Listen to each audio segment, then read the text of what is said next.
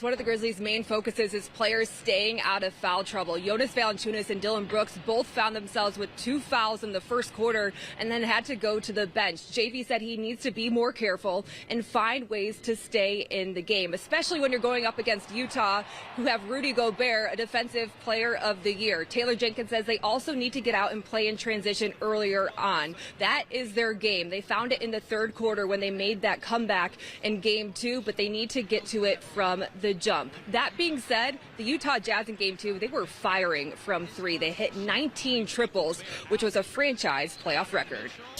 Ariana, you can expect a highly contested Game 3 in the first round of the NBA playoffs between the 1 seed Utah Jazz and the 8 seed your Memphis Grizzlies. This series is currently tied 1-1, and listen to this stat. When a series is tied 1-1, whoever goes on to win Game 3 goes on to take the series 73% of the time. One Utah Jazz player who doesn't know what kind of welcome he's going to get inside the Forum tonight is former Grizz Mike Conley. He thinks he's going to be treated just like any other Utah Jazz player. I'm not so sure. He is pretty beloved here in Memphis. One thing he did say is that this series really reminds him of his first playoff series, 2011 Spurs and Grizz. They split the series on the road at first, 1-1. They came home and then they won that series in 6 games. What he says he remembers about playoff basketball in Memphis: Beale Street is packed. It was hard to get to FedEx Forum, and it is a fun environment. The Grizzlies say they need to play desperate tonight. No, this is not a Game 7 win or go home situation, but a win tonight would force a Game 6 and bring the series back through Memphis one last time. One of the main keys for the Grizzlies will be getting off to a faster start. They were outscored 34-22 in the first quarter Saturday night, and that put them in a hole. They obviously came back to tie it up and take the lead, but after that, the Jazz responded, scoring 12 straight on their way to that 10-point win. Jazz guard Donovan Mitchell, who is just in his second game back from an ankle injury, said those last 5 minutes for Utah were more mental than anything. They are obviously the more experienced team in this series when you have former Grizz guard Mike Conley, you have Mitchell, who is an all-star, and you have 2-time Defensive Player of the Year Rudy Gobert. So they have so much more experience, which is so beneficial in close late-game situations. John Morant says the Grizzlies simply need to play harder, and they need to make shots down the stretch. That being said, the Grizzlies have built so much confidence this season by sticking with those more experienced teams and closing out tight games. They're going to need to rely on that in another high-stakes game. The Utah Jazz setting playoff franchise records, hitting 38 total threes in the past 2 games. Players said there was, though, a really heightened sense of urgency at practice. They think it's going to come alive again in Game 4 tomorrow. Do you think they can come back and take another game in this series?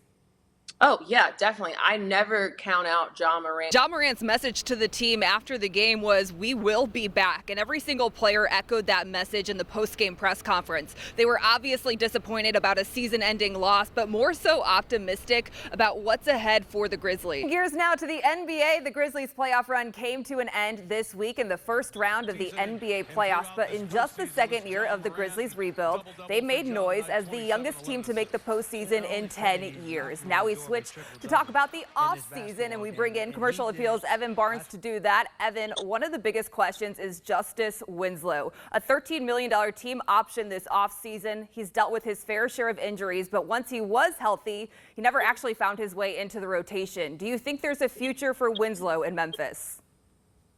There is a future. The question is, when and how long will it be? For the Grizzlies' approach heading into this play-in game is business as usual. Head coach Taylor Jenkins says the team is confident, they're locked in, and they understand the magnitude of this win-or-go-home game against the Spurs. A win keeps their chances alive at locking in that 8th seed for the NBA playoffs, and that has been their goal since day one. They are the youngest team and the least experienced team left in the Western Conference, but they are also the only team left that has any play-in experience. They were in that NBA bubble play-in game last year against the Portland Trail Blazers.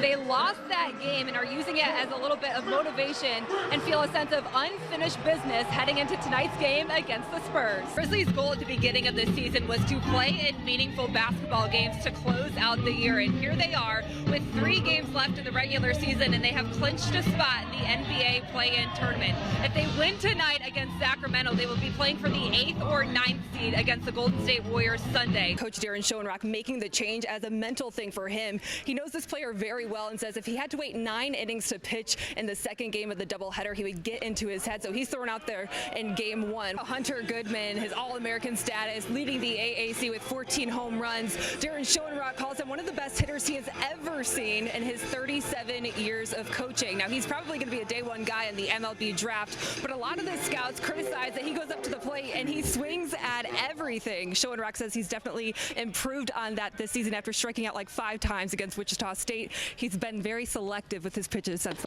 You guys were talking about Billy Mole and his young team that he has and how he's excited for the future. I was talking to Coach Schoenrock about just being a young team in general, and he said with the 2020 draft and how it was only 5 rounds, there's about 1,500 players in college baseball right now that would actually be in the big leagues, but they're instead in college baseball, and they are much older.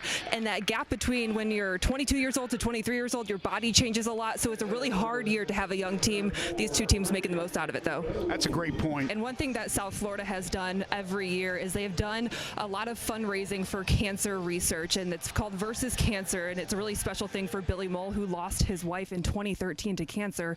So last weekend, the entire team shaved their heads and raised tens of thousands of dollars for cancer research. So if you identify players by maybe what their hair looks like, there's nothing to see this week because they have all freshly shaven heads from the fundraiser last weekend. Great story. Thanks a lot. Hunter, you guys are searching for your first AAC series win. What does a win in Game 1 do for the confidence of this team, and what would that mean for this team moving forward? I think it would be huge to get a series win here at home. This first game was good. We had a lot of good pitch. Hey, Joe and Kanji, it's been over a year and a half since AutoZone Park was filled with fans for a Memphis 901 FC game. Tonight, that all changes. It's the home opener, and capacity is now at 100%. GM Craig Unger joins me now to talk about this. Craig, you were the first team to come back last season in the middle of a pandemic, very limited number of fans. So how full circle is this moment today? We're a little nervous. It's nervous anticipation. Overall, General Manager Zach Kleiman very pleased with what the Grizzlies accomplished this season, becoming the youngest team in 10 years to make the playoffs and win 2 essentially Game 7s in the play-in tournament to get there. Kleiman, who just signed a long-term deal to remain the Grizzlies GM yesterday, says their vision remains to bring the first championship to Memphis, and they are still building the team with Ja Morant and Jaren Jackson Jr. as the cornerstone. When talking about this year, he said it was extremely difficult having a condensed schedule with so many back-to-back games. He said the team didn't have any time to actually practice the last 2 months of the season, playing 40 games in 68 days. That made it really hard from a development standpoint. So he credits Taylor Jenkins' ability to get the players to perform at the level they did late in the season. Kleiman also said playing in the postseason was the experience the team needed to make it to their final goal. So he views this as just the beginning.